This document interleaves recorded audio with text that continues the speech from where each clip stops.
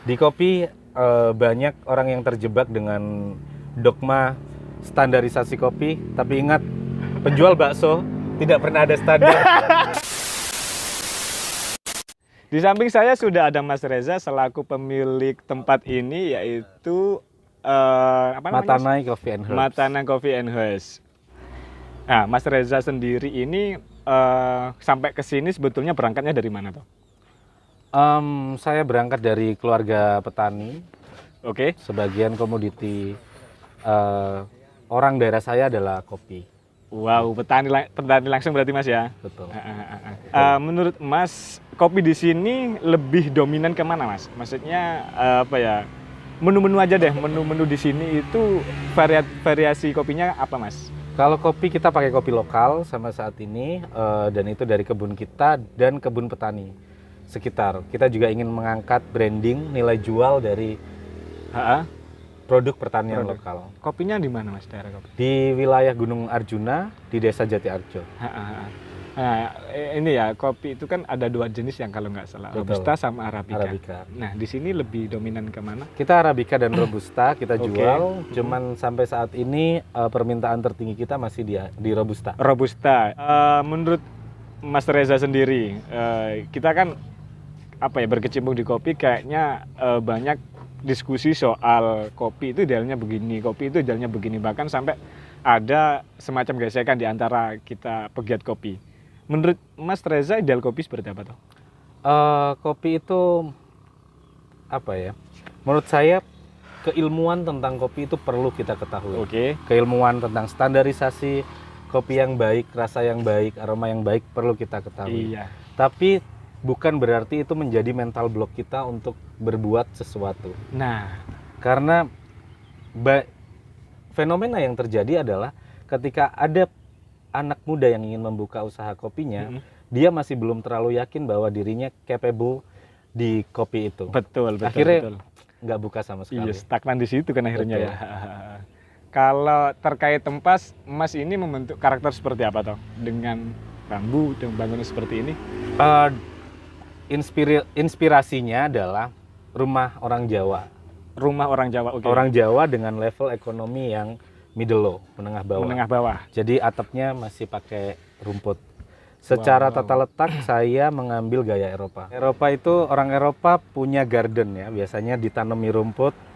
Pada abad pertengahan itu sebagai simbol kelas ekonomi. Oke. Jadi kalau dulu mereka punya tanah besar ditanami cotton dan beberapa produk pertanian lain.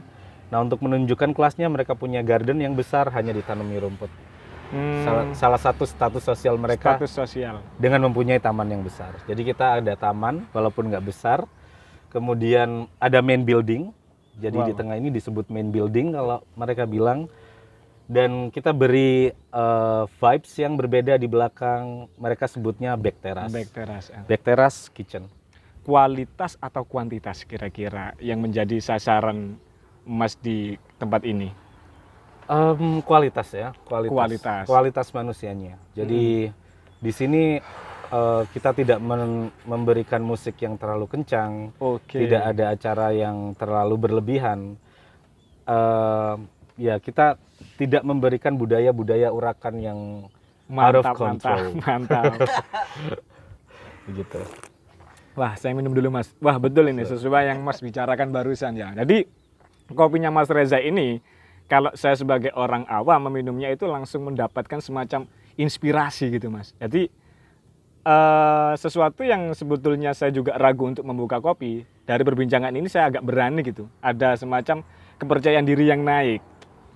Mas juga pernah merasakan semacam itu nggak? Maksudnya begini, saya punya keyakinan bahwasanya mengkonsumsi kopi itu bisa menaikkan imajinasi gitu Mas. Jadi sesuatu yang kita kadang itu ragu itu menjadi berani. Mas semacam merasakan itu nggak kira-kira setiap meminum kopi? Sebenarnya itu secara alami ya. Secara alami ada kandungan kafein yang membuat kita lebih bergairah. Bergairah betul. Jadi ya itu kandungan alami. Untuk hal-hal yang lain menurut saya itu hanya sebuah doktrin, keyakinan, doktrin dan apa, like Mindset. brain language. Wow. something. Saya belum pernah merasakan sensasi dari anggur, sensasi dari alkohol.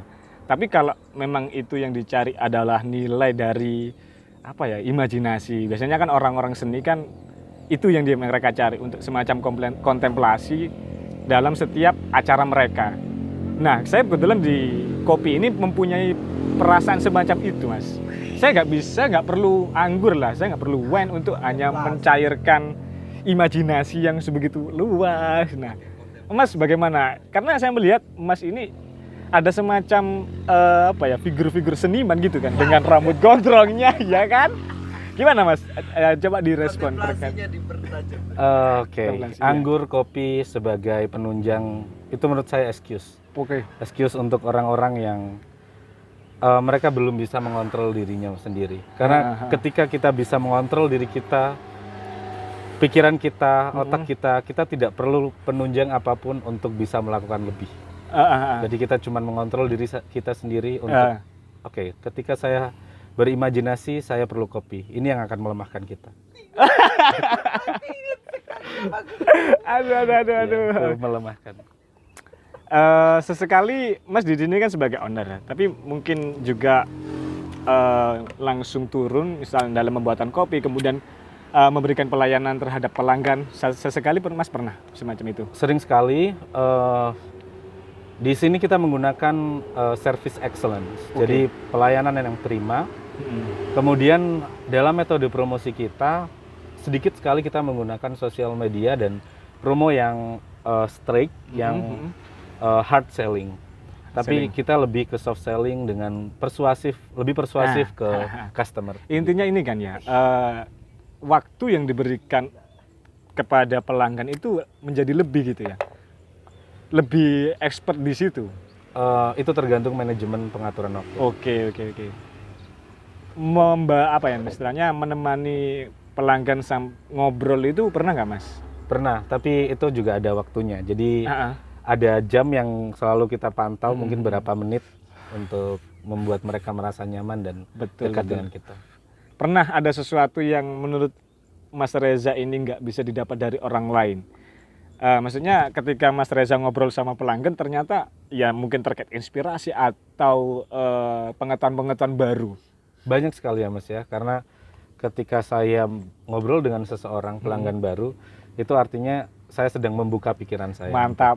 Menyerap sebanyak mungkin informasi dari mereka. Gitu. Jadi apa ya, saya merasa ketika kita sudah terjun langsung dalam dunia kopi, terutama kita menjual kopi, itu kayaknya kita nggak hanya dapat uang saja ya. Maksudnya, Betul.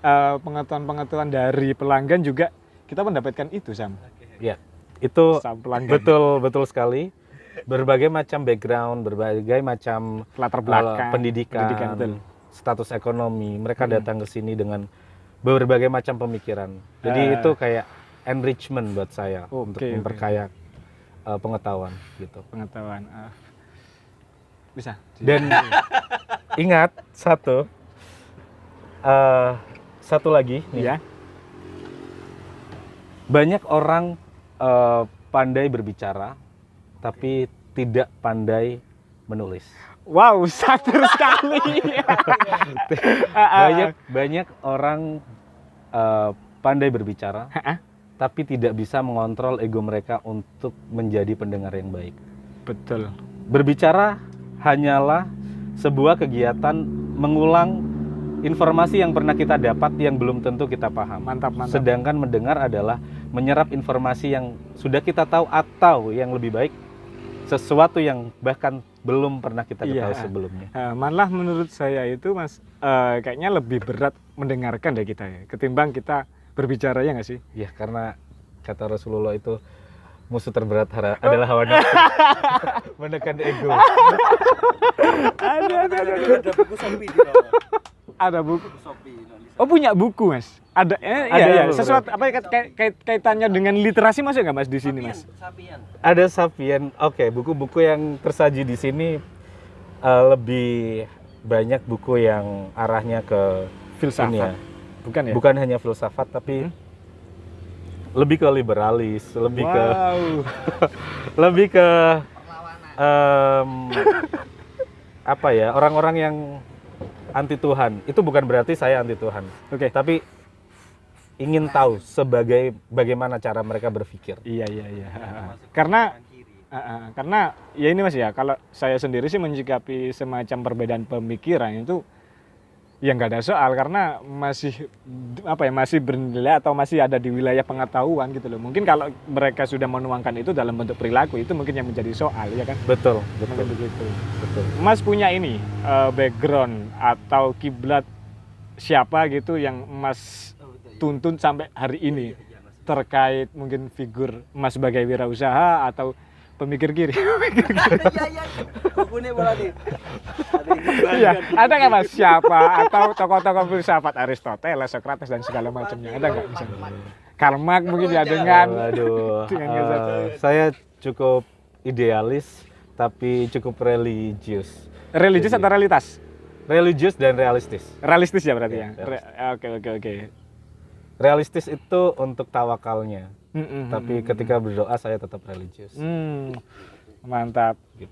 Siapa Mas figur itu Mas yang sampai Mas tuntut hari ini? Atau jangan-jangan Mas nggak ada figur nih? Maksudnya, alah, saya hanya membuat mereka sebagai referensi saja, tapi saya nggak meniru mereka secara keseluruhan. Atau bagaimana? Atau ada buku kitab suci dari Sapien atau Ya, yang pasti Nabi Muhammad ya nomor satu. Nabi Wow, Muhammad. Rasulullah Nabi ya. Muhammad entrepreneur yang baik. Ya, beliau sangat ulung dalam berwirausaha. Berwirausaha. Dan kalau kita ngomong pluralis, Nabi Muhammad lebih pluralis. Oke. highlight aja. Lebih humanis juga ya beliau juga. Sekarang selesai? Selesai kayaknya Mas ya. Kata sepatah atau joke yang Ngono ya. jadi closing statement. Iya. Ini Mas, tolong beri motivasi ya atau semacam narasi pendukung untuk kita yang sampai hari ini belum berani untuk menerjun langsung kepada wirausaha yang kita geluti. Oke, kopi. Kopi boleh atau yang lain terserah. Kita kopi aja ya. Kopi.